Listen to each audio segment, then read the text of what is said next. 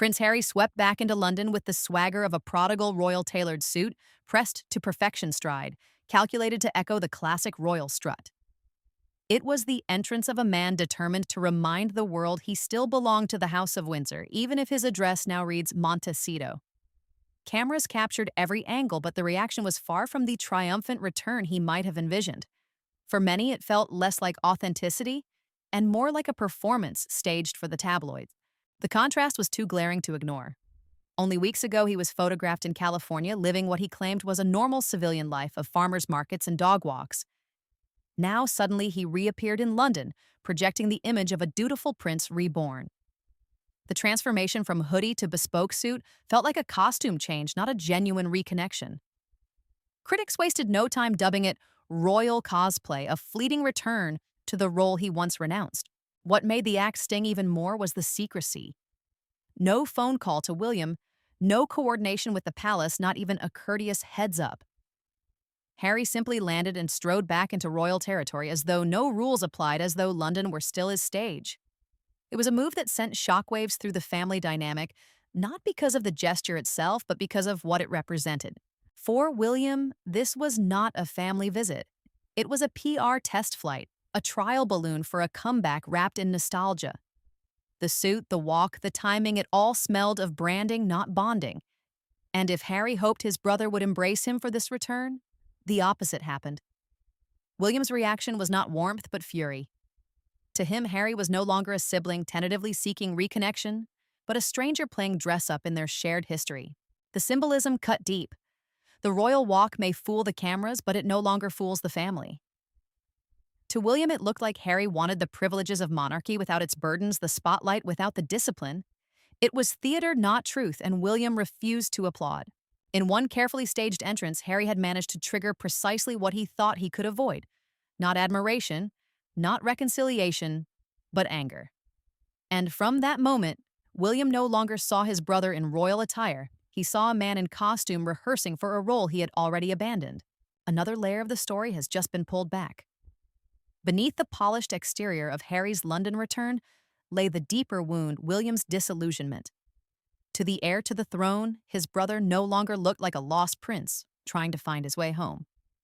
Instead, Harry seemed like a man juggling two lives, one foot planted in Hollywood freedom, the other straining toward the royal spotlight. It was not loyalty, it was duplicity. The private meeting with King Charles only intensified the rift. For 54 minutes, Harry was granted a rare audience with his father, a moment William assumed would be coordinated, perhaps even shared. But it wasn't.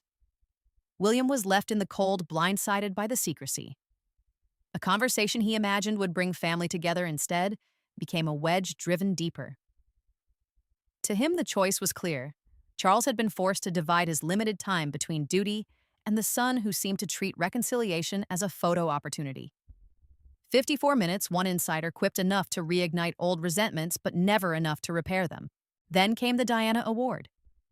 If any event should have embodied unity, it was this, an occasion honoring their late mother whose memory was supposed to bind them. Yet Harry appeared solo, delivering remarks that drew all the spotlight onto him. It was billed as tribute, but William saw it as another one-man show. Diana's legacy, sacred to them both, had been turned into a stage prop. What should have been shared grief became competing narratives. This pattern to William was impossible to ignore. His brother had not come back to London as family. He had come as a brand. Every appearance, every handshake, every step seemed choreographed for cameras rather than for kin. Where William saw duty, Harry saw drama. Where William sought stability, Harry sought spectacle. The rift was no longer about personal hurt, it was about incompatible visions of what their mother's legacy and the monarchy itself should stand for. And so, William's perception hardened. Harry was not a brother tentatively returning. He was an actor in royal costume. The trust that once bound them had been fractured too many times to be patched over by speeches or ceremonies. In William's eyes, Harry had crossed from kinship into performance, from sincerity into duplicity. The man who once shared his childhood grief now looked like a stranger rehearsing the role of a Windsor prince he no longer truly was. It is hard not to laugh bitterly at this point.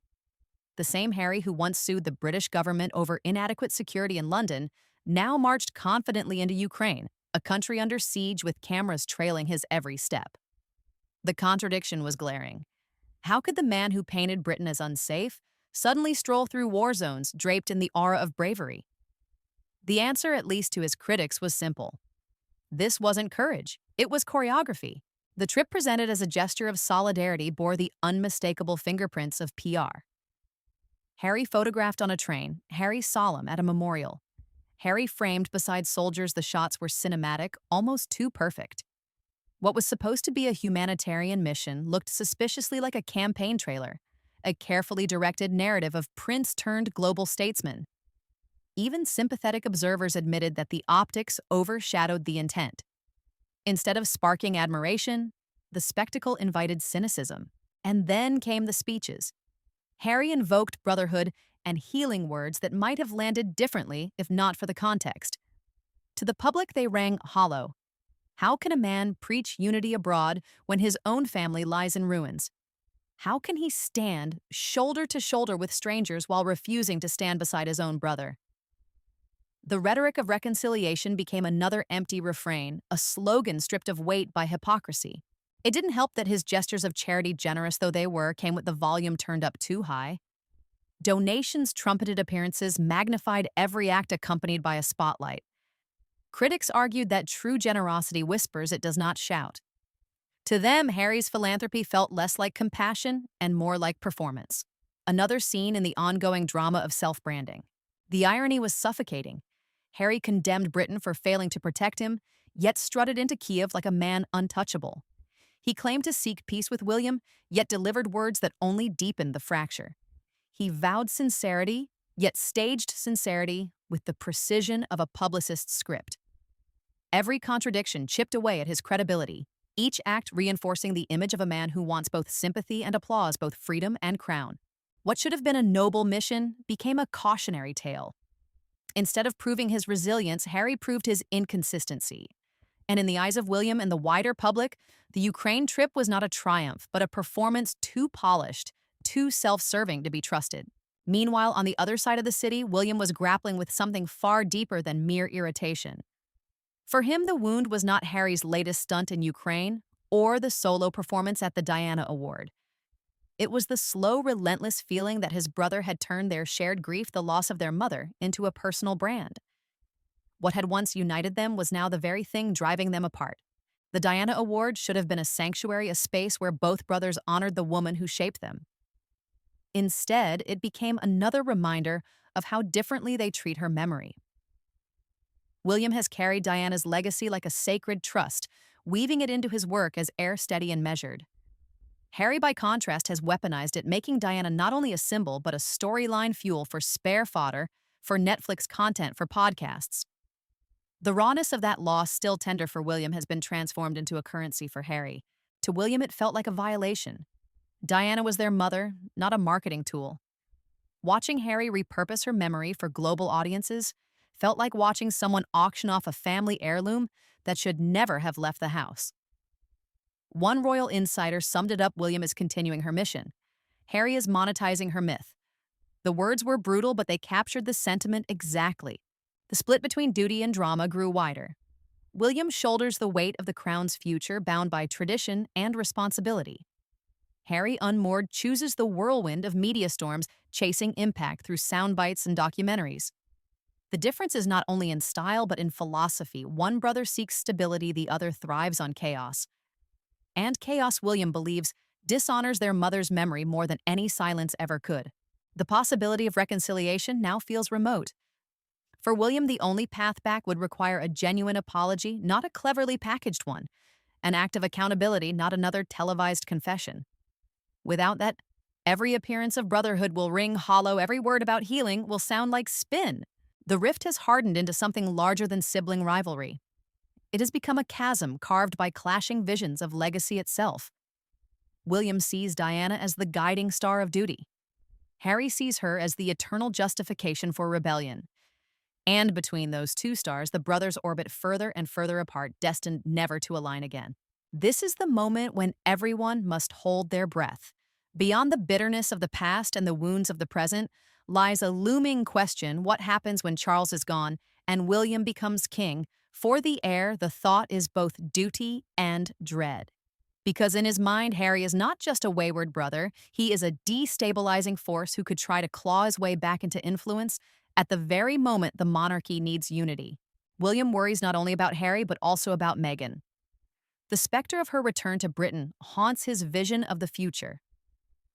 To him, she represents the risk of another cultural battlefield, another round of accusations, another storm of interviews dragging the crown into the mud. A reign defined by service and stability could too easily be overshadowed by the drama of a couple determined to play by different rules. The core issue, William believes, is Harry's refusal to choose.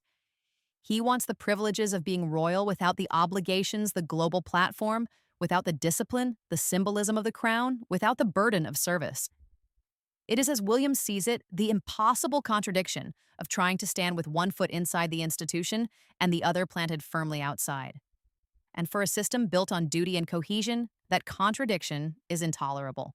The metaphor has been repeated in whispers within the palace. The monarchy is a great ship, ancient and fragile, held steady only by the discipline of its crew.